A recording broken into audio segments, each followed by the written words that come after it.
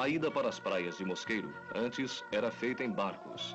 A ponte é um belo presente de aniversário. Torna-se mais fácil agora gozar o lazer no Mosqueiro.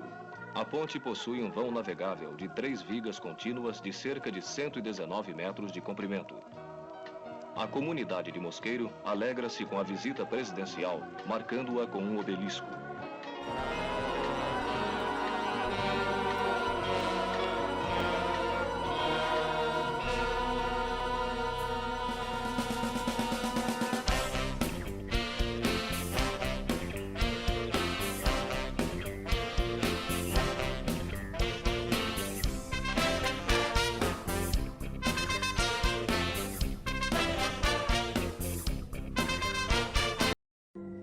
Fala, seus seguidores de assuntos sobrenaturais.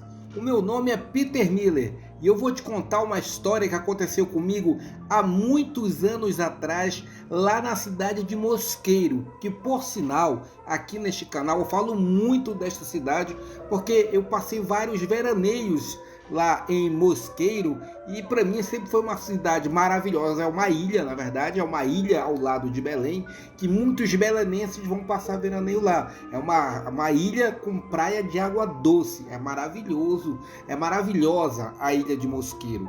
E eu sempre passei vários veraneios lá em Mosqueiro com a minha família, e geralmente a gente ficava hospedado na nossa casa, a casa da família toda, antiga, bem antiga, assustadora, que ficava localizada ali no bairro da Vila, na rua Comandante Ernesto 359, que ficava na Vila, bem próximo da praça lá da Vila, do mercado de Mosqueiro, onde a gente ia andando para lá, mas a praia na verdade era um pouco mais longe, que a gente ia, geralmente era na Praia do Farol, ia se divertir e muito mais. Mas enfim, eu e minha família, eu e meus irmãos, a gente sempre via Mosqueiro como uma cidade fantasma, uma cidade de muita assombração, e que de fato aconteciam muitas mortes lá, principalmente por afogamento na ilha. Então sempre a gente teve esse pensamento na nossa cabeça. Uma vez, quando eu era bem pequeno, uma das vezes que eu fui lá, eu tenho várias histórias para contar de Mosqueiro, mas eu vou te contar uma. Quando eu estive lá, no final, mais ou menos ali da década de 80, não recordo o ano, pode ter sido 88, 89, 87, mas eu devia ter entre os meus 6 e 7 anos, estourando 8 anos de idade. E estávamos lá e nós tínhamos uma babá, que era a Fátima. A Fátima era um pouco mais velha que nós, ela devia ter em torno de 16 anos, e ela tomava conta da gente, era uma garota também, mas ela era médium, e ela sempre contava algumas histórias para mim que aconteciam com ela, que ela estava dormindo e os espíritos iam e beliscavam ela, que as mãos dos espíritos eram geladas e muito mais. E às vezes você percebia que ela estava com algumas presenças, porque a gente era criança e a gente percebia. Numa vez, estávamos nessa casa que você está vendo aí a imagem, e você vê que tem um pátio aí na frente. A gente ficava reunido no pátio vendo televisão à noite, para depois ir dormir.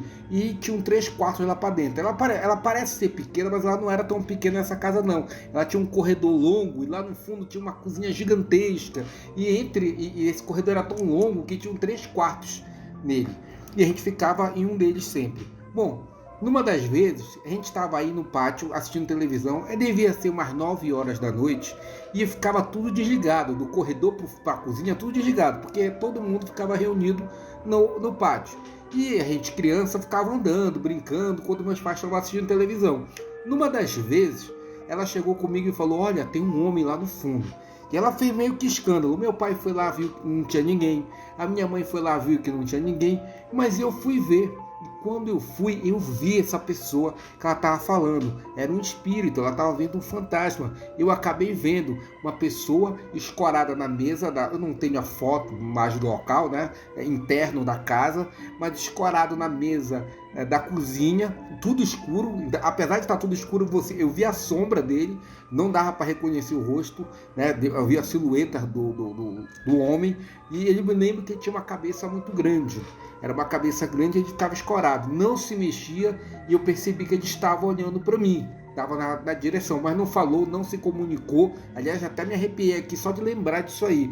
E eu fiquei olhando por um tempo, uns 10 segundos, e depois eu corri pro pátio e falei: pô, Fátima, eu vi o espírito tá lá, vamos ver de novo. E ela tava com medo de ir lá ver de novo. Eu disse: não vamos. Aí meus pais também já estavam putos com essa história: para com isso, não sei o quê.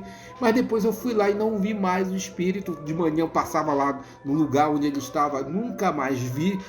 Era uma situação de criança, porque a gente, quando é criança, a gente tem muito contato com o mundo espiritual. Então, quando você está perto do médium, geralmente a criança acaba vendo espírito. Só que muitas vezes ela nem sabe que viu e nem identificou que viu um espírito. Mas por que a criança vê espírito? Porque ela ainda está muito próxima do mundo espiritual, já que ela chegou recentemente de lá.